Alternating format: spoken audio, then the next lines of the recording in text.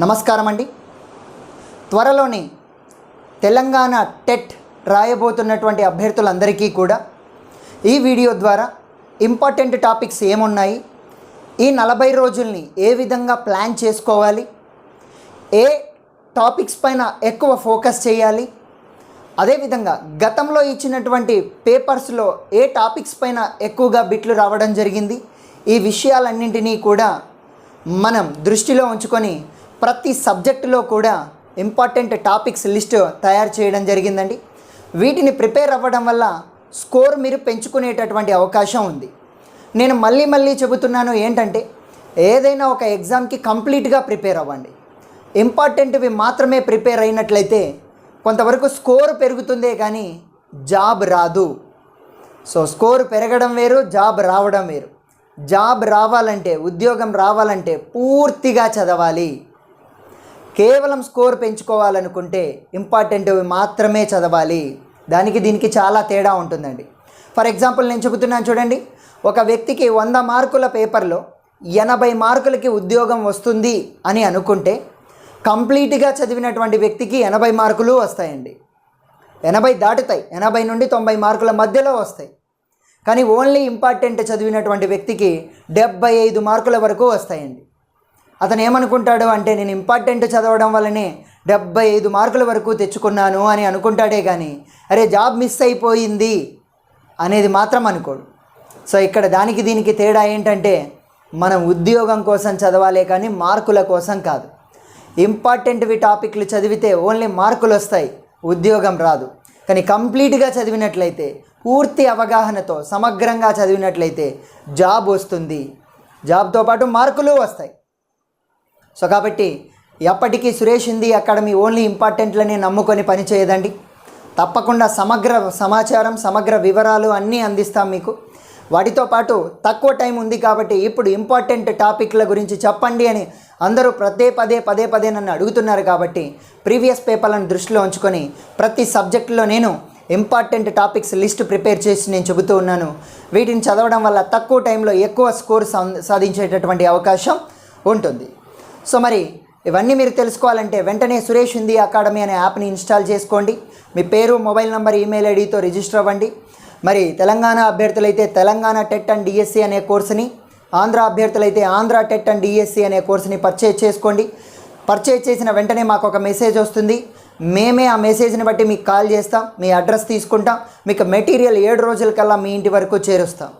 తర్వాత ప్రతిరోజు ఒక టైం టేబుల్ ప్రకారంగా ఎగ్జామ్ కండక్ట్ చేస్తాం. ఎగ్జామ్ అయిన తర్వాత ప్రతిరోజు 9:30 నుండి రాత్రి 9:30 నుండి 10 వరకు పేపర్ రివ్యూ ఉంటుంది. ఆ పేపర్ రివ్యూ సమయంలో మీ డౌట్స్ అన్నీ క్లారిఫై చేస్తాం, మీ ప్రాబ్లమ్స్ అన్నీ రెక్టిఫై చేస్తాం. ఈ విధంగా ఎగ్జామ్ వరకు తీసుకెళ్లేటటువంటి పూర్తి రెస్పాన్సిబిలిటీ మాదే అండి. సో మరి సైకాలజీ చూద్దాం.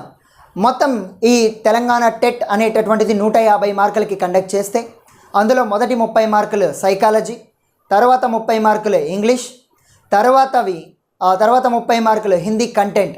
హిందీ కంటెంట్లో హిందీ మెథడాలజీ, హిందీ గ్రామర్, హిందీ కవుల గురించి, హిందీ పాఠ్యపుస్తకాల గురించి మనకు బిట్లు అడగడం జరుగుతుందండి. సో చివరగా సోషల్ని కూడా మళ్ళీ 48 మార్కులకి సోషల్ కంటెంట్, 12 మార్కులకి సోషల్ మెథడాలజీ నుండి బిట్లు ఇవ్వడం జరుగుతుంది. సో ఈ విధంగా అన్ని సబ్జెక్టులలో ఇంపార్టెంట్ టాపిక్స్ ఏమున్నాయి అనేటటువంటిది చూద్దాం. ఇవే కనుక మీరు చదివినట్లయితే వీలైనంత 120 మార్కుల కంటే ఎక్కువ స్కోర్ సాధించే అవకాశం ఉంటుంది. 100 నుండి 120 మార్కుల మధ్యలో వచ్చే అవకాశం ఉంటుంది. ఇంకొద్దిగా కష్టపడితే 120 దాటి కూడా చదివేటటువంటి అవకాశం, తెచ్చుకునేటటువంటి అవకాశం ఉంటుందండి. సో మరి ఒక్కొక్క టాపిక్ మనం చూద్దాం. సో మొదటిగా సైకాలజీలో 30 మార్కులు కేటాయించడం జరుగుతుందండి. దీన్ని 3 యూనిట్లుగా వర్గీకరించారు. యూనిట్ నెంబర్ 1 బాల వికాస్, యూనిట్ నెంబర్ 2 అధిగమ అవబోధ్, యూనిట్ నెంబర్ 3 అధ్యాపన శాస్త్రీయ సంస్కార్. దీన్ని చైల్డ్ డెవలప్మెంట్, ఇది అండర్స్టాండింగ్ ఆఫ్ లెర్నింగ్, ఇది పెడగాగికల్ కన్సర్న్స్ అనే పేరుతో ఇవ్వడం జరిగిందండి. మరి మొదటి యూనిట్లో 10 పాఠాలు ఉంటాయి. ఇక్కడ నుండి 12 బిట్లు రావడం జరుగుతుందండి. 12 నుండి 14 బిట్లు రావడం జరుగుతుంది. మరి అదేవిధంగా రెండవ యూనిట్లో ఇక్కడ కూడా 7 పాఠాలే ఉంటాయి. ఇక్కడ నుండి కూడా 10 నుండి 12 బిట్లు వచ్చే అవకాశం ఉంది. సో చివరి 3వ యూనిట్లో కేవలం 6 బిట్లు రావడం జరుగుతుందండి.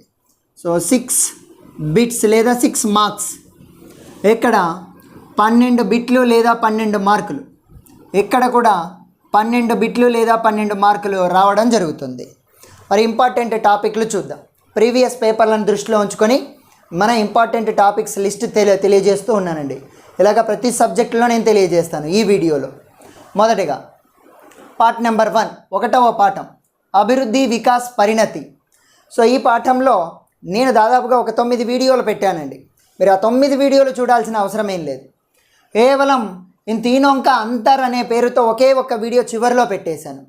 ఈ మూడింటి మధ్య తేడాన్ని తెలియజేస్తూ అంతర్ అనే పేరుతో ఒకే ఒక్క వీడియో పెట్టాను. అది ఖచ్చితంగా 35 మినిట్స్ ఉంది. ఆ ఒక్క వీడియో చూడండి, ఖచ్చితంగా మీకు ఇక్కడ బిట్ మిస్ అయ్యే అవకాశం ఉండదు. ఒకటికి ఒక బిట్ రావాల్సిందే. రెండవది పార్ట్ నెంబర్ 2 వికాస్కే నియమం అండి. ఈ నియమాల్లో మనకు 9 నియమాలు ఉన్నాయి, వికాస నియమాలు. సో మనం 9 చదవాల్సిన అవసరం ఏం లేదండి. ఏటొచ్చి నిరంతర వికాస నియమం, సంచిత వికాస నియమం, క్రమిక వికాస నియమం. ఈ 3 నియమాలు చూసుకుంటే బిట్ ప్రతిసారి ఈ 3 నుండే వస్తుంది. ఒకవేళ ఇతర నియమాల నుండి బిట్ వచ్చినా ఈజీగా మనం చేయగలుగుతాం, ఈజీగా ఐడెంటిఫై చేయగలుగుతాం. సో ఈ 3 నియమాలు చూసుకోండి. తర్వాత పార్ట్ నెంబర్ 3 వికాస్ కో ప్రభావిత్ కర్నే వాలే తత్వ. వికాసాన్ని ప్రభావితం చేసే అంశాలు 2 ఉంటాయి, వంశానుక్రమం, వాతావరణం. ఇందులో ఈ వంశానుక్రమానికి సంబంధించి నిషేచన ప్రక్రియ, ఫలదీకరణ ప్రక్రియ ఏ విధంగా జరుగుతుంది, ఇది ఒక 20 మినిట్స్ ఉంటుందండి ఈ టాపిక్. సో ఆ 20 మినిట్స్ టాపిక్ని చూసుకోండి, నిషేచన ప్రక్రియ.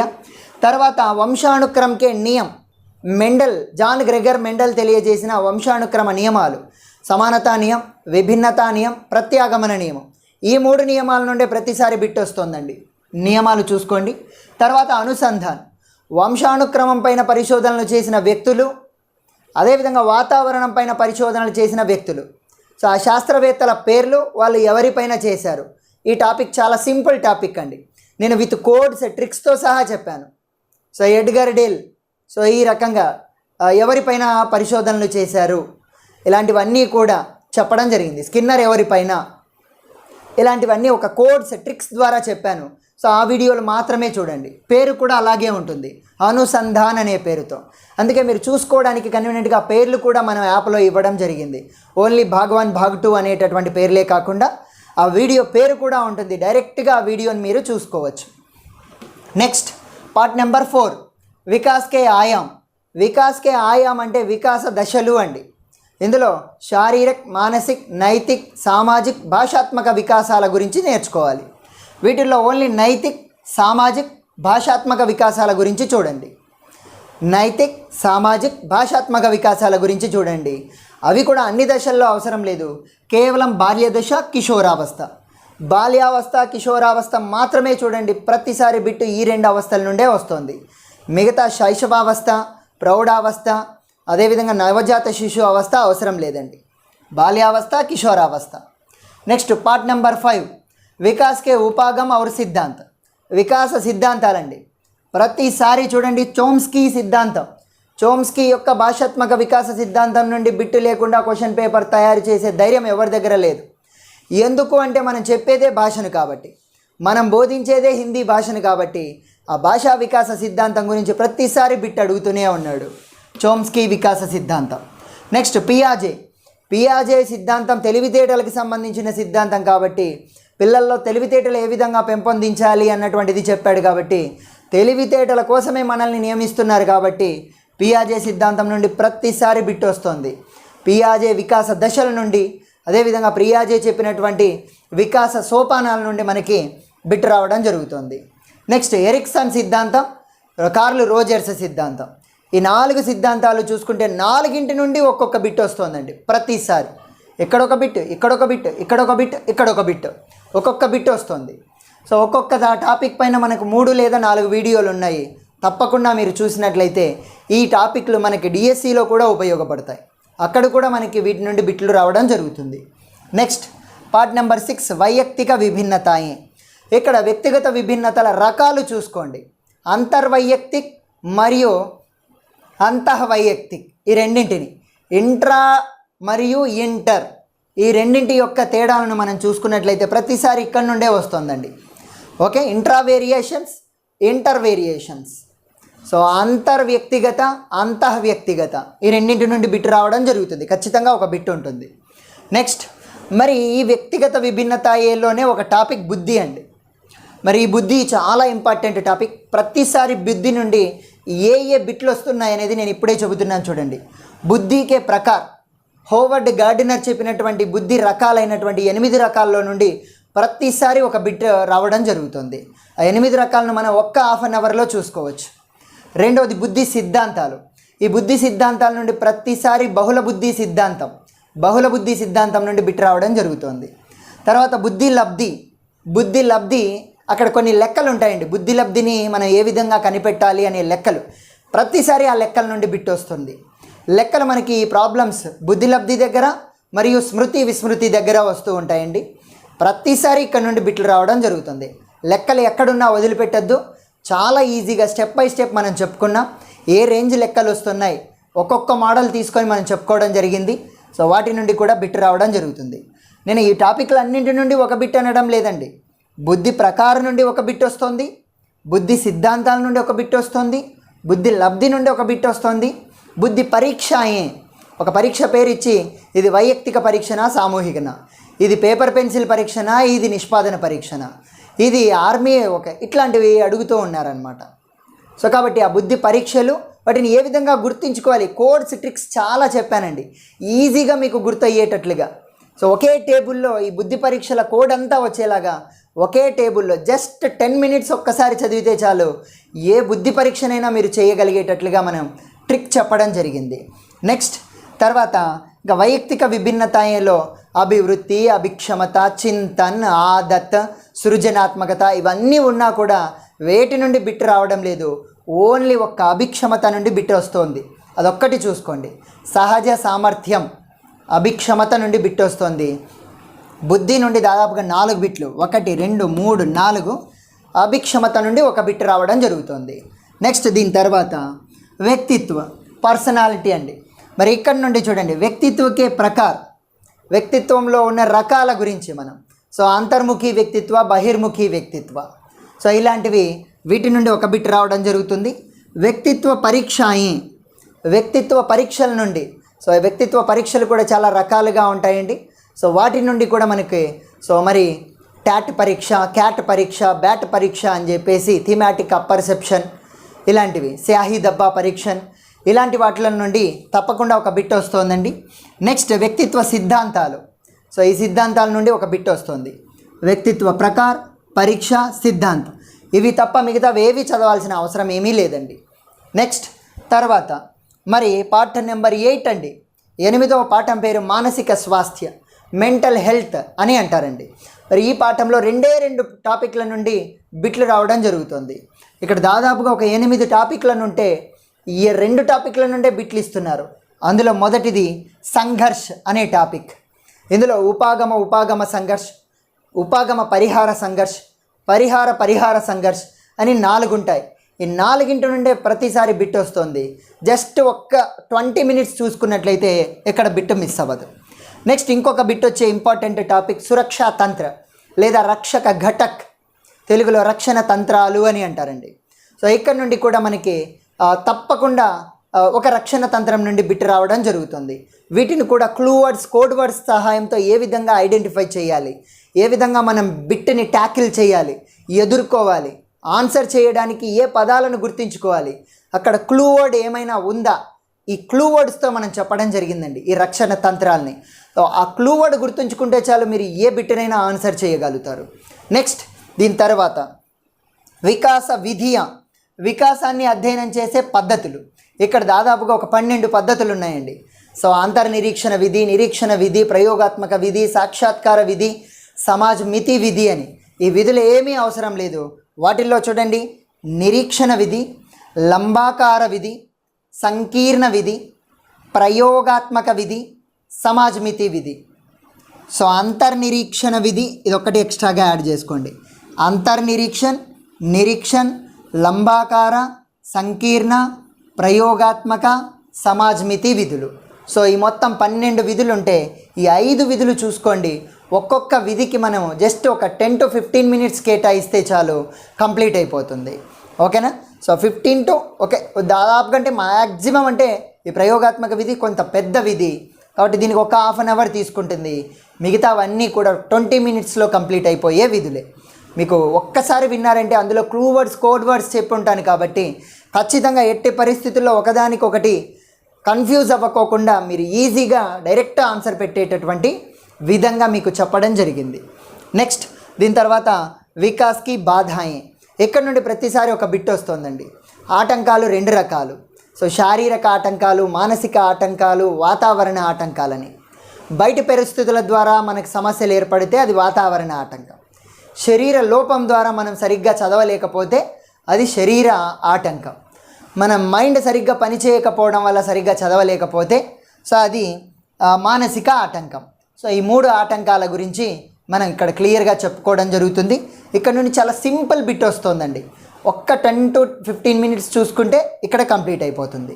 సో ఈ విధంగా ఈ ఇంపార్టెంట్ టాపిక్లను చదువుకున్నట్లయితే ఫస్ట్ యూనిట్లో మీరు దాదాపుగా 12కి 12 మార్కులు చేసే అవకాశం ఉంది.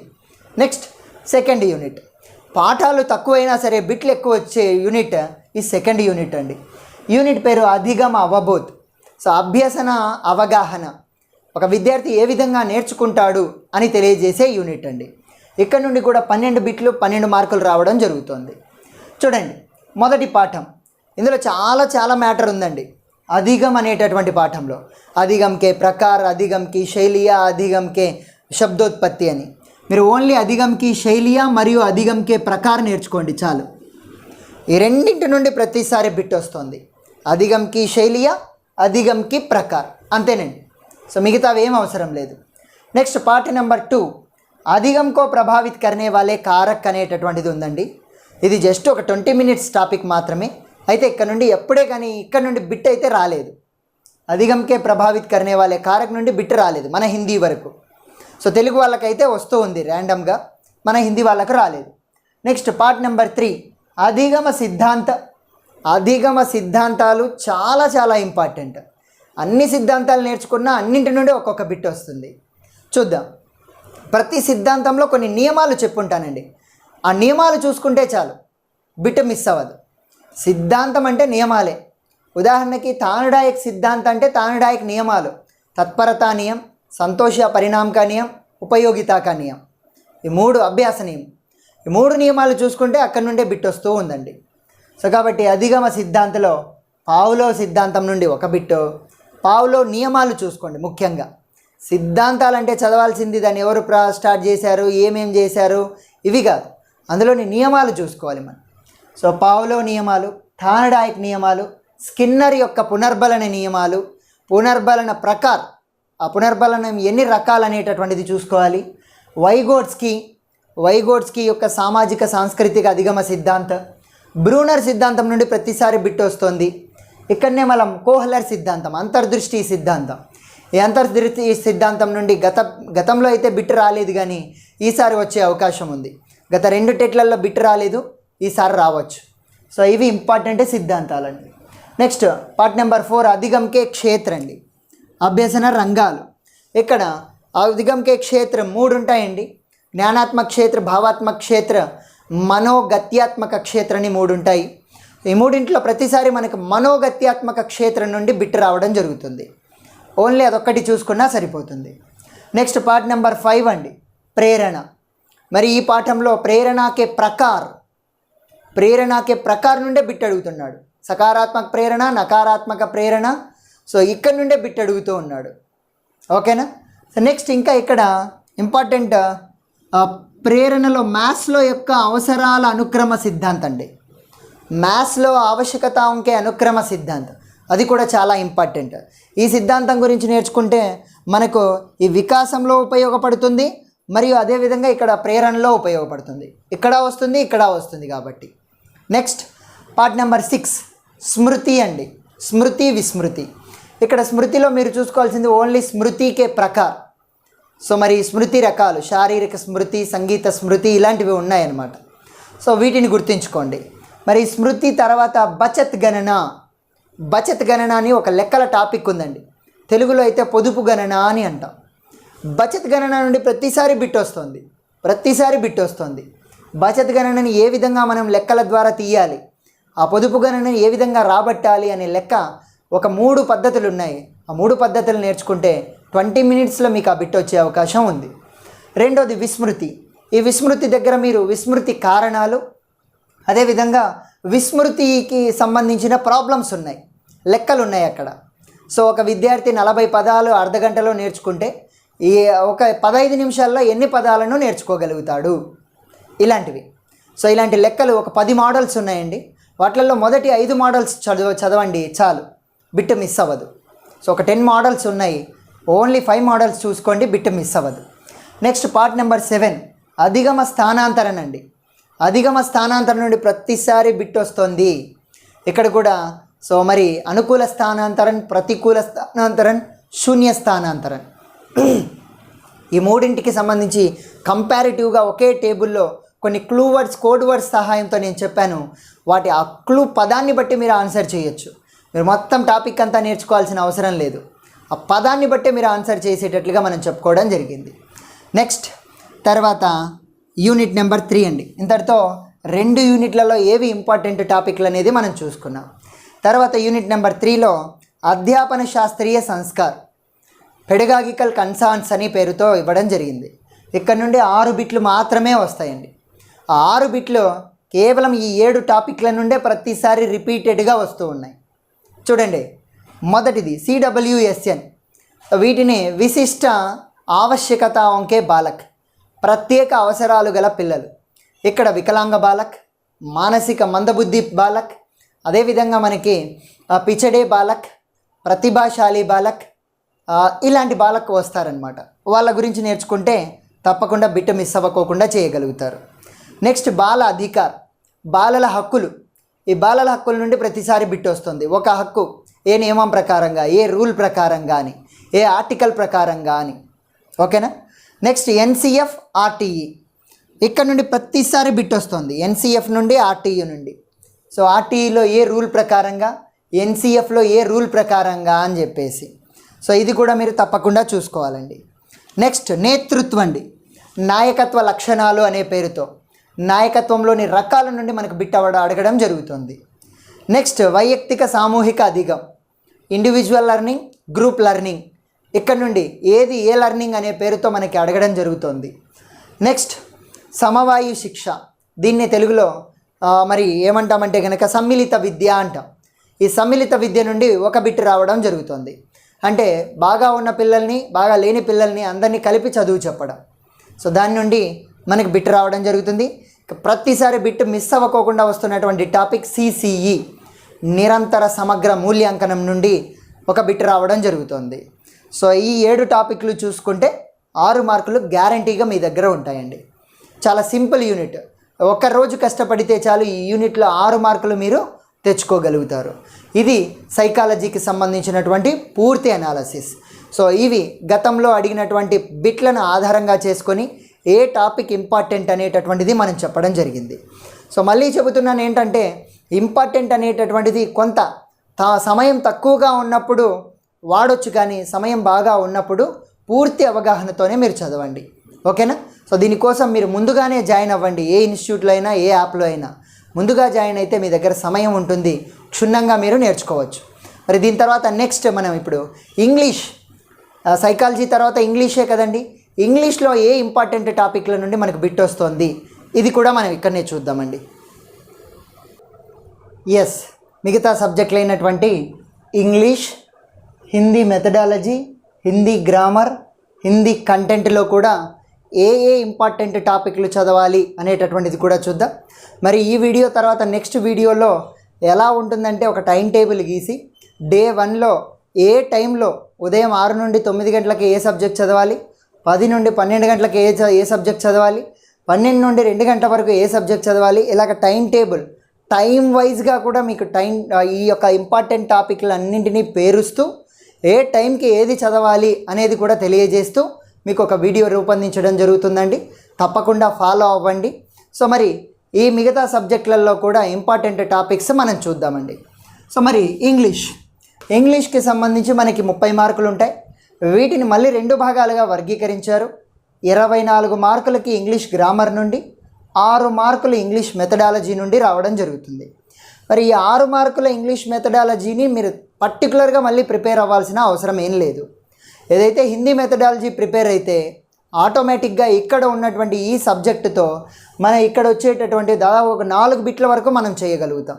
అవే టాపిక్సే ఉంటాయి కాబట్టి కరికులం కానీ, సో మరి లెసన్ ప్లానింగ్ కానీ ఇవన్నీ కూడా ఇక్కడ కూడా వస్తాయి. కాబట్టి మీరు ఇంగ్లీష్ మెథడాలజీని పర్టికులర్గా ప్రిపేర్ అవ్వద్దు, సమయం లేదు. ఒకవేళ మీరు పర్టికులర్గా ప్రిపేర్ అయినా అవే వస్తాయన్న గ్యారంటీ లేదు. ఇది కొంత నాలెడ్జ్తో, కొంత లౌక్యంతో బిట్లకి ఆన్సర్లు చేయాలి ఇంగ్లీష్ మెథడాలజీకి సంబంధించి. సో మరి ఇంపార్టెంట్ టాపిక్స్ చూడండి. ఇంగ్లీష్లో ఫస్ట్ పార్ట్స్ ఆఫ్ స్పీచ్ నుండి అండి. So noun, pronoun, adjective, verb ఇట్లా మనకి 8 పార్ట్స్ ఆఫ్ స్పీచ్ ఉంటాయి. వాటి గురించి జస్ట్ లైట్గా మనం తెలుసుకుంటే వాటిల్లో ఉన్నటువంటి టైప్స్ నుండి ఒక బిట్ రావడం జరుగుతుందండి. మళ్ళీ డెప్తీగా కూడా కొన్ని టాపిక్స్ మనం చూసుకోవాలి. కొన్ని పార్ట్స్ ఆఫ్ స్పీచ్ గురించి డెప్తీగా చూడాలి. అవి కూడా ఏం చూడాలి అనేది కూడా నేను ఇక్కడనే చెబుతాను. So first just parts of speech introduction, అందులో ఉన్నటువంటి రకాల గురించి మినిమం నాలెడ్జ్ కలిగి ఉంటే ఒక బిట్ వస్తుంది. రెండవది టెన్సెస్లో మనం ముఖ్యంగా ఫ్యూచర్ టెన్స్ మరియు ప్రెజెంట్ టెన్స్, ఈ 2 టెన్స్లను మనం బాగా నేర్చుకోవాలి. Future, present tense. సో ఇక్కడ నుండే బిట్ రావడం జరుగుతుంది, ఒక బిట్ రావడం జరుగుతుంది. Next voice, active voice, passive voice నుండి ఒక బిట్ ఇవ్వడం జరుగుతుంది. రెండవది ప్రిపోజిషన్ నుండి ఒక బిట్ రావడం జరుగుతుంది. సో ఇక్కడ మీరు 10th క్లాస్ రేంజ్లో ఏవైతే ఉన్నాయో ఆ రేంజ్ వరకు చూసుకోండి చాలు, డెప్తీగా అవసరం ఏం లేదండి. లేదా మార్కెట్లో దొరికే ఏదైనా సరే ఒక మంచి పుస్తకం S&S కానీ, అనూస్ కానీ తీసుకొని వాటిని ప్రిపేర్ అవ్వండి, బిట్టి ఎట్టి పరిస్థితుల్లో మిస్ అవ్వదు. నెక్స్ట్ తర్వాత ఆర్టికల్స్ నుండి ఒక బిట్ రావడం జరుగుతుందండి. తప్పకుండా డెఫినెట్ ఆర్టికల్, ఇండెఫినెట్ ఆర్టికల్స్లో నుండి ఖచ్చితంగా బిట్ రావడం జరుగుతుంది. నెక్స్ట్ డిగ్రీస్ ఆఫ్ కంపారిజన్ నుండి ఒక బిట్, సూపర్లేటివ్ డిగ్రీ, సో అదేవిధంగా కంపారిటివ్ డిగ్రీ, సో మరి కామన్ డిగ్రీ, ఈ 3 నుండి సింపుల్, కంపారిటివ్, సూపర్లేటివ్ డిగ్రీ ఇక్కడ నుండి మీకు ఒక బిట్ రావడం జరుగుతుంది. నెక్స్ట్ పర్టికులర్గా వర్బ్స్ గురించి మీరు నేర్చుకోవాలండి. ఈ పార్ట్స్ ఆఫ్ స్పీచ్లో వర్బ్స్ గురించి మీరు బాగా నేర్చుకోవాలి. అందులో కూడా మెయిన్ వర్బ్స్ ఏంటి, ఆక్సిలరీ వర్బ్స్ ఏంటివి, ఇది ఖచ్చితంగా మనం నాలెడ్జ్ కలిగి ఉండాలి. మెయిన్ వర్బ్స్, ఆక్సిలరీ వర్బ్స్, ప్రధాన క్రియలు, సహాయక క్రియల గురించి. నెక్స్ట్ స్పీచ్ అండి, అంటే రిపోర్టెడ్ స్పీచ్, దీన్నే డైరెక్ట్ ఇండైరెక్ట్ స్పీచ్ అని కూడా అంటాము. సో ఇక్కడ నుండి కూడా ప్రతిసారి బిట్ రావడం జరుగుతుంది. ఇవి తప్పకుండా మిస్ అవ్వకోకుండా వస్తున్నటువంటి టాపిక్లు అండి. ఏ ఒక్కటి మిస్ చేసినా మీకు బిట్ మిస్ అయిపోతుంది. నెక్స్ట్ క్వశ్చన్ ట్యాగ్ నుండి ప్రతిసారి 2 బిట్లు వస్తూ ఉన్నాయండి. 1 కాదు 2 కాదు 2 బిట్లు వస్తూ ఉన్నాయి. ఎక్కడకుండా వాయిస్ నుండి 2 బిట్లు, రిపోర్టెడ్ స్పీచ్ నుండి 2 బిట్లు రావడం జరుగుతుంది. 2 బిట్లు వచ్చేటటువంటి టాపిక్లు సో వాయిస్, అదేవిధంగా రిపోర్టెడ్ స్పీచ్, క్వశ్చన్ ట్యాగ్. చాలా సింపుల్ అండి క్వశ్చన్ ట్యాగ్, అయినా కూడా మనం బిట్ ఈజీగా మనం పొందొచ్చు. నెక్స్ట్ టైప్స్ ఆఫ్ సెంటెన్సెస్ అండి. సో వాక్యాల రకాలు, ఇక్కడ మనకు simple sentence, compound sentence, complex sentence, సరళ, సంయుక్త, మిశ్రిత వాక్యాల నుండి ఒక్కొక్క బిట్ రావడం జరుగుతుంది. వీటిని సరళ వాక్యాన్ని సంయుక్త వాక్యంగా, సంయుక్త వాక్యాన్ని మిశ్రిత వాక్యంగా ఎలాగ మార్చాలి, సింపుల్ని కాంపౌండ్గా, కాంపౌండ్ కాంప్లెక్స్గా ఎలాగ మార్చాలి, దీని నుండే బిట్ వస్తుంది. నెక్స్ట్ ఫ్రేజెస్ అండి, సో వీటిని హిందీలో అయితే కనుక వాక్యాంశాలు అని అంటారు. సో ఫ్రేజెస్ నుండి కూడా బిట్ రావడం జరుగుతుంది. నెక్స్ట్ లెటర్ రైటింగ్ నుండి, ఆ లెటర్ రైటింగ్ యొక్క నియమాల నుండి ఒక బిట్ రావడం జరుగుతుంది. నెక్స్ట్ సో మరి క్లాజెస్ ఇవి కూడా వాక్యాంశాల కిందకి, ఉపవాక్యాలు అని అంటారు. ఫ్రేజెస్ అంటే వాక్యాంశం, క్లాజ్ అంటే ఉపవాక్యము అండి. మరి ఈ ఉపవాక్యాల నుండి కూడా ప్రతిసారి ఇఫ్ క్లాజ్ నుండి మనకి బిట్ రావడం జరుగుతుంది. నెక్స్ట్ ఆంటోనిమ్స్, వ్యతిరేక పదాలు, సినోనిమ్స్, సమాన పదాలు అంటే పర్యాయ పదాలు, ఇవి కూడా మనకి బిట్లు అడగడం జరుగుతుంది. మినిమం కొన్నింటి నుండి అయినా సరే మనం కొన్నన్నా నేర్చుకొని వెళ్ళాల్సిందే. నెక్స్ట్ కంజంక్షన్, ఇది పర్టికులర్ టాపిక్గా ఇచ్చాడండి. కంజంక్షన్ సముచ్చయ బోధక నుండి, సో ఇది కూడా మనం నేర్చుకోవాలి. స్పెల్లింగ్ ఖచ్చితంగా 4 ఆప్షన్స్లలో ఒకటి సరైనటువంటి స్పెల్లింగ్ ఉంటుంది, మిగతా 3 తప్పుగా ఉంటాయి. అటువంటి దాన్ని మనం గుర్తించాలి. సో ఆ స్పెల్లింగ్ నుండి మనకి ఒక బిట్. ఈడియమ్స్, వీటిని జాతీయాలు అని తెలుగులో అంటాం. సో హిందీలో అయితే ముహావరే అని అంటాం. సో వీటి నుండి కూడా ఒక బిట్ రావడం జరుగుతుంది. Next corrections of the sentences. అంటే కొన్ని వాక్యాలు తప్పుగా ఉంటాయి, గ్రామటికల్గా తప్పుగా ఉంటాయి, వాటిని మనం సరి చేయాలి. హిందీలో కూడా వాక్య శుద్ధి కీజియే అనే పేరుతో అడగడం జరుగుతుంది, కానీ ఇంగ్లీష్లో correction of the sentences. Next sequence of the sentences. So ఒక వాక్యంలో కర్త ఎక్కడుండాలి, కర్మ ఎక్కడుండాలి, క్రియ ఎక్కడుండాలి, సబ్జెక్ట్, ఆబ్జెక్ట్, వర్బ్ వీటి ప్లేస్ని చేంజ్ చేసి ఇవ్వడం జరుగుతుంది. మీరు కరెక్ట్ ప్లేస్లో వాటిని ఏర్పాటు చేయాలి. సో అది sequence of the sentences. Next errors. So వాక్యంలో కొన్ని తప్పులు ఉంటాయి, వేరే పదాలు పెట్టేసి ఉంటారు, మీరు కరెక్ట్ పదాన్ని ఎంచుకోవాల్సి వస్తుంది. ఎర్రర్స్. నెక్స్ట్ యాడ్వర్బ్స్ అండి. సో క్రియా విశేషణాలు. ఈ యాడ్వర్బ్స్కి సంబంధించి కూడా మనకు బిట్, పర్టికులర్ బిట్, ఒక ప్రత్యేకమైన బిట్గా రావడం జరుగుతుంది. ఈ యాడ్వర్బ్స్ గురించి, వర్బ్స్ గురించి మనం పార్ట్స్ ఆఫ్ స్పీచ్లో అయితే లైట్గా నేర్చుకుంటాం, ఇక్కడ బిట్ల కోసం అయితే డెప్త్గా నేర్చుకోవాలి. Next prepositions, articles. ఇక్కడ ఉన్నటువంటివి మళ్ళీ ఇక్కడ చెప్పాను. ఓవరాల్గా ఈ టాపిక్స్ నుండి మనకి 24 బిట్లు రావడం జరుగుతుంది. మిగతావి ఇంకా ఈ 24 నుండి 30 వరకు ఇంగ్లీష్ మెథడాలజీ నుండి బిట్లు ఇవ్వడం జరుగుతుంది. మనం హిందీ మెథడాలజీ తరోగా ప్రిపేర్ అయితే ఇంగ్లీష్ మెథడాలజీలో ఇచ్చేటటువంటి 6 బిట్లలో 4 బిట్లను మనం ఈజీగా చేయగలుగుతాం. ఎస్, ఇంతటితో ఈ 30 మార్కులు కూడా కంప్లీట్ అయిపోయాయి. నెక్స్ట్ సో ఇప్పుడు హిందీ మెథడాలజీ అండి. హిందీ మెథడాలజీని ఏ విధంగా మనం, ఏ టాపిక్లు, హిందీ మెథడాలజీలో దాదాపుగా ఒక 50 నుండి 60 టాపిక్లు ఉన్నాయండి, కానీ మనకు వచ్చేది 6 మార్కులకే. ఈ హిందీ మెథడాలజీ 6 బిట్లు లేదా 6 మార్కులు రావడం జరుగుతుంది. సో మరి ఈ 6 మార్కులకి మీరు కేవలం ఒక 11 టాపిక్లు మాత్రమే చదవాలి. ప్రతిసారి వీటి నుండే బిట్లు రావడం జరుగుతుంది. ఆ 11 టాపిక్లు ఏవి చూడండి. మొదటి యూనిట్లో వర్ణమాల అండి. వర్ణమాల నుండి బిట్టు లేకుండా క్వశ్చన్ పేపర్ లేదు. వర్ణమాలలో సంవృత్త, వివృత్త, అర్ధ సంవృత్త, అర్ధ వివృత్త. అదేవిధంగా సో వీటిల్లో నుండి మనకి బిట్టు రావడం జరుగుతుంది. ఉచ్చారణ స్థానాలు, వర్ణాలు, ఇక్కడ నుండి బిట్ వస్తుంది, ప్రతిసారి ఒక బిట్. రెండవది శబ్దావళి. సో పదాలు, దేశజ్ శబ్ద, విదేశీ శబ్ద, తత్సం, తద్భవ్. సో అదేవిధంగా ఇక్కడ నుండి సో మనకి పదాలు, శబ్దావళి అనే టాపిక్ ఉంది మొదటి యూనిట్లో, అక్కడ నుండి బిట్ రావడం జరుగుతుంది. ఈ శబ్దావళి నేర్చుకుంటే ఈ గ్రామర్ అంతా కవర్ అవుతుందండి. ఈ శబ్దావళి నేర్చుకుంటే ఈ గ్రామర్ అంతా కవర్ అవుతుంది. సో కాబట్టి ఒక టాపిక్ వలన 2 రకాలుగా మనకు ఉపయోగం ఉంటుంది. నెక్స్ట్ వాక్య రచన. ఈ వాక్య రచనలో వాక్యకే ప్రకారం అండి. సరళ, సంయుక్త, మిశ్రిత వాక్య. అదేవిధంగా అర్థకే ఆధార్ పర్ విధానార్థక్, అదేవిధంగా నిషేధార్థక్, సందేహార్థక్, ఇచ్ఛార్థక్. సో మరి ఇలాంటి వాక్యాలు ఉన్నాయి కదండి, ఆజ్ఞార్థక్. ఈ వాక్యాల నుండి ఒక బిట్ వస్తుంది, కాబట్టి ఖచ్చితంగా నేర్చుకోండి.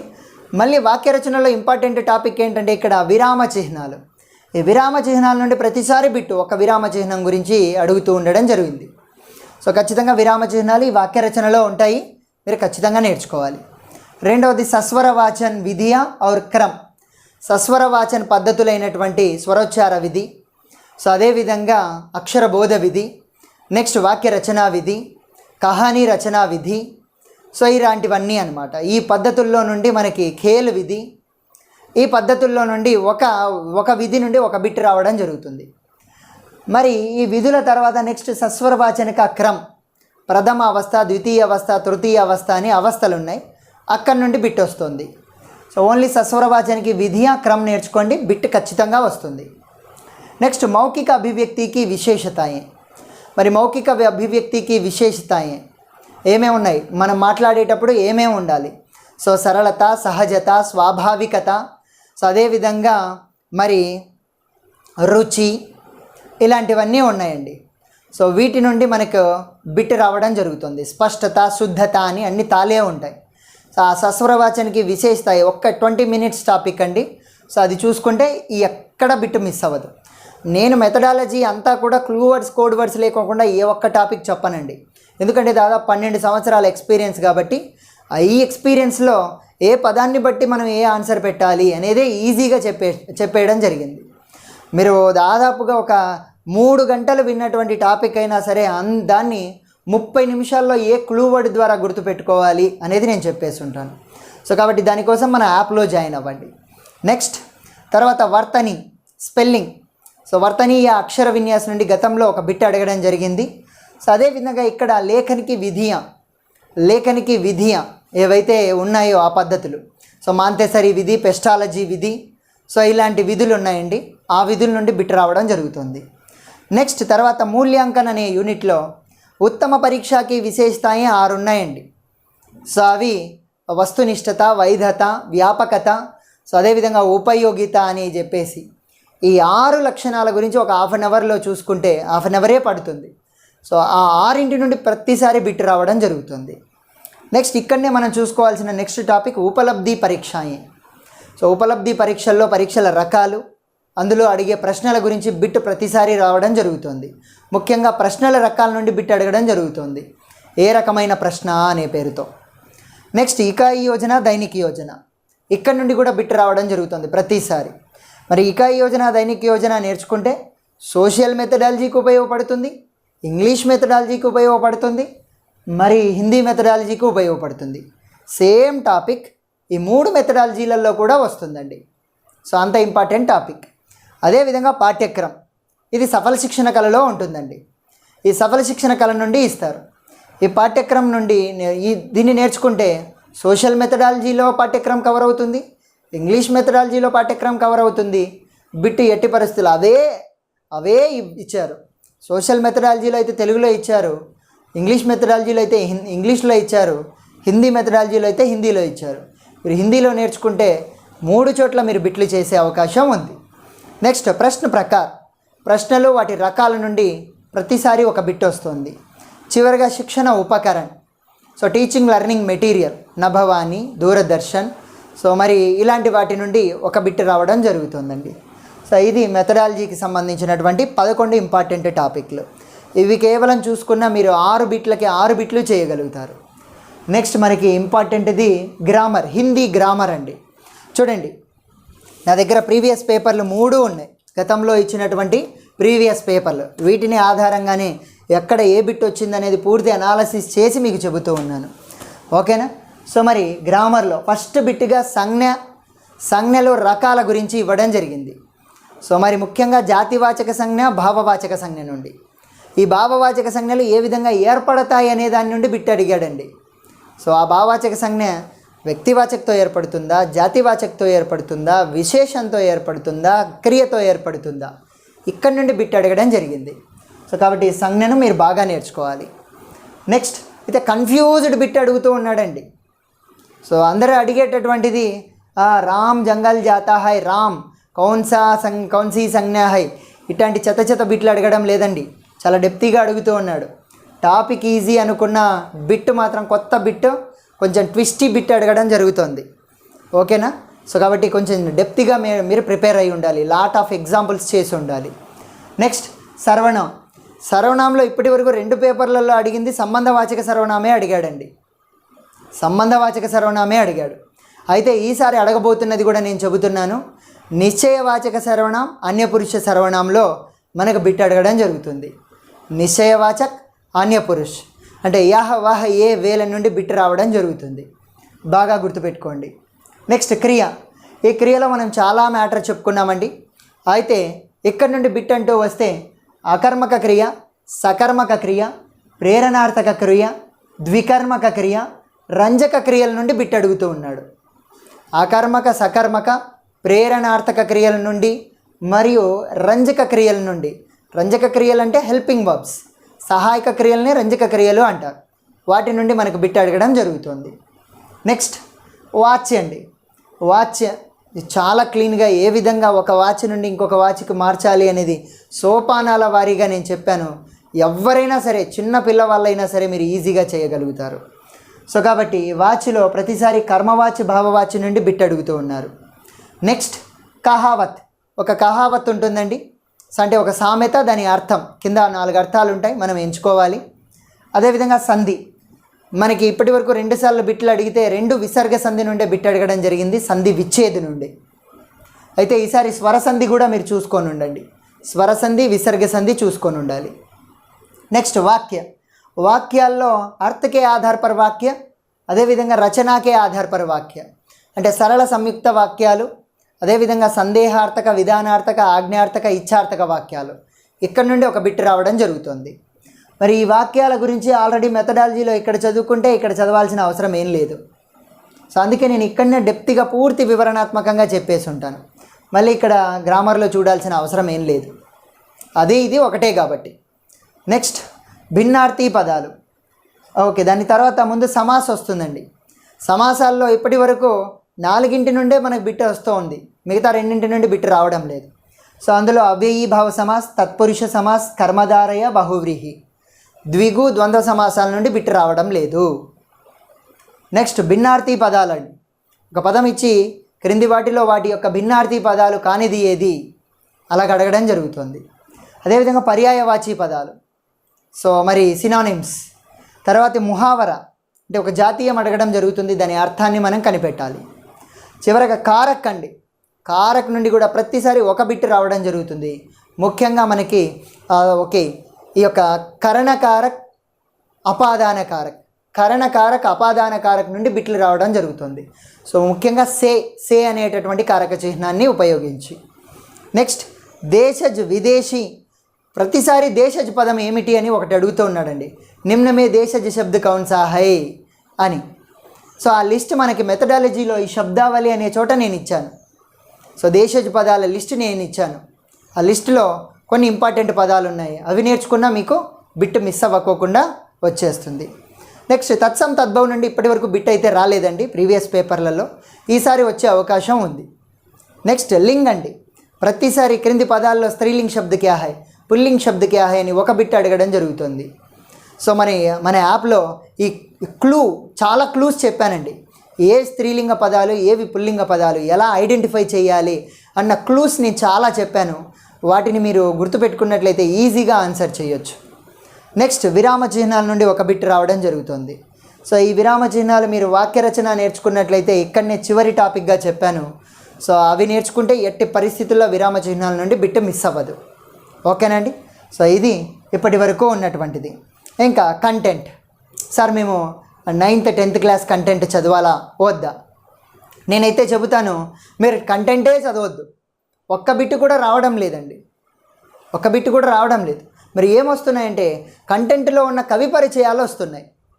ఆ కవి పరిచయాలు కూడా ఓన్లీ కంటెంట్లో ఉన్నటువంటి మ్యాటర్ మాత్రమే కాకుండా దానికి ఎక్స్ట్రా మ్యాటర్ అడుగుతున్నాడు. ఫర్ ఎగ్జాంపుల్ ప్రేమ్చంద్కి సంబంధించి బుక్లో లేని మ్యాటర్ అడుగుతున్నాడు, దినకరికి సంబంధించి బుక్లో లేని మ్యాటర్ నుండి బిట్ అడుగుతున్నాడు. సో అందుకే దీనికోసం మనం కవి పరిచయ్ అనేటటువంటి పేరుతో ఒక సపరేట్ ఫోల్డర్లో ఇంపార్టెంట్ కవుల లిస్టుతో కొన్ని వీడియోలని ఫ్రేమ్ చేసి చెప్పడం జరిగింది. అవి మాత్రమే మీరు చూసుకోండి. ఓన్లీ కంటెంట్ కవులు, వారి యొక్క ఎక్స్ట్రా ఇన్ఫర్మేషన్. నెక్స్ట్ అది కూడా మీరు 8th 9th 10th మాత్రమే చదవండి. 6th 7th నుండి అస్సలు బిట్లు రావడం లేదు. ఒక్క బిట్ అంటే ఒక్క బిట్ కూడా లేదు. ఓకేనా? సో ఇది కాబట్టి ఇదండి ఓవరాల్గా నేను 90 మార్కులకి మీకు 45 నిమిషాల్లో 90 మార్కులకి ఏ విధంగా ప్రిపేర్ అవ్వాలి అనేది చెప్పాను. అదేవిధంగా సోషల్ కూడా మనం చూద్దాం. అయితే ఈ సోషల్ చెప్పాలంటే ఇదే వీడియోలో అయితే దాదాపు 2 గంటలు పడుతుంది. సో దాన్ని నెక్స్ట్ వీడియోలో నేను చెబుతాను. సోషల్కి సంబంధించి ఇంపార్టెంట్ టాపిక్లు ఏమున్నాయి, సో ప్రీవియస్ బిట్స్ ఏమొచ్చాయి, మనం ఇప్పుడు వేటిపైన ఫోకస్ చేయాలి అని చెప్పేసి. సో ఆ సోషల్ని చెప్పడంతో పాటు చెప్పాను కదండి, ఒక పూర్తి టైం టేబుల్ కూడా మీకు బోర్డు మీద రాసి ఎక్స్ప్లెయిన్ చేస్తాను. సో ఆ విధంగా మీరు ప్రిపేర్ అవ్వాలి. ఓకేనా? సో మీరు ప్రిపేర్ అయినట్లయితే తప్పకుండా మీకు మంచి స్కోర్ వచ్చే అవకాశం ఉంది. సో మరి ఇలాంటి విషయాలన్నీ మీకు తెలియాలంటే ఇంత పక్కాగా, ఇంత ప్లాన్డ్గా మనము మన యాప్లో ఉన్నటువంటి స్టూడెంట్స్ని మనం తీసుకెళ్తూ ఉన్నామండి. సో వాళ్ళందరికీ పూర్తి హిందీ మెటీరియలే అందించడం జరిగింది, ఒక్క తెలుగు ముక్క కూడా లేకోకుండా. సో మీరు ఈ అవకాశాలన్నింటినీ కూడా మీరు సద్వినియోగం చేసుకుంటారని ఆశిస్తూ ఈ వీడియో డిస్క్రిప్షన్లో మన యాప్ లింక్ ఇవ్వడం జరిగింది. తప్పకుండా యాప్ని ఇన్స్టాల్ చేసుకొని పర్చేజ్ చేయండి, మీకు ఇలాంటి సౌకర్యాలన్నీ కూడా లభిస్తాయి. Thank you very much.